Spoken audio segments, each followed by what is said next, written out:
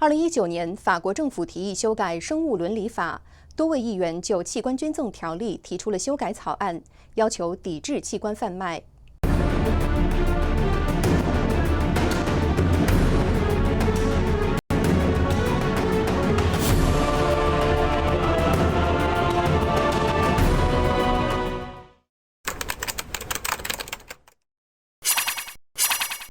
Écoutez, nous avons un principe éthique qui est très important en France, qui est l'indisponibilité du corps humain, la dignité de la personne. Cela fait obstacle à ce qu'il puisse y avoir des dons payants, qu'il puisse y avoir des prélèvements de force. 2019年9月，法国多位国会议员就生物伦理法中的器官捐赠部分提出修改建议，要求跟踪海外器官来源，抵制器官买卖，维护伦理道德，坚持人体不可侵犯、器官不能买卖原则。法国国会议员高恩路女士提出建立国家登记系统，所有法国公民在海外实行的器官移植都必须在国家海外器官移植名册上登记。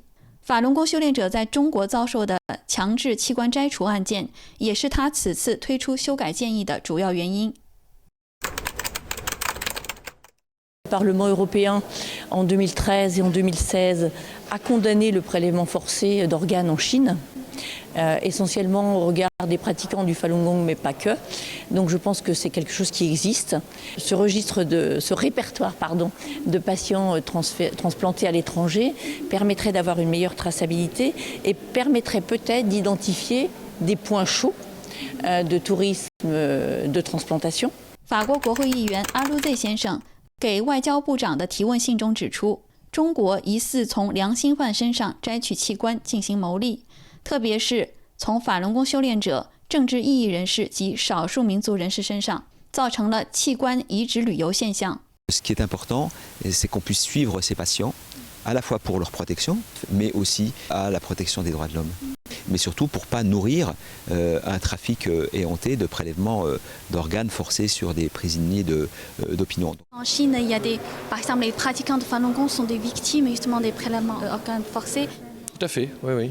Ça, j'en ai évidemment entendu parler et d'autres collègues en ont largement entendu parler. Et d'ailleurs, ces personnes ont été mises en avant, ces violations des droits de l'homme ont été mises en avant à plusieurs reprises à l'Assemblée nationale ou par des interpellations du gouvernement pour qu'il agisse sur le sujet.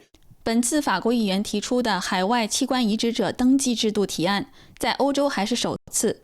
如果这项法案通过，将推动整个欧洲的器官移植管理进行多国合作。9月24日至30日期间，这29项关于器官捐赠修改提案将在法国国民议会公开讨论并投票。新唐人法国记者站巴黎采访报道。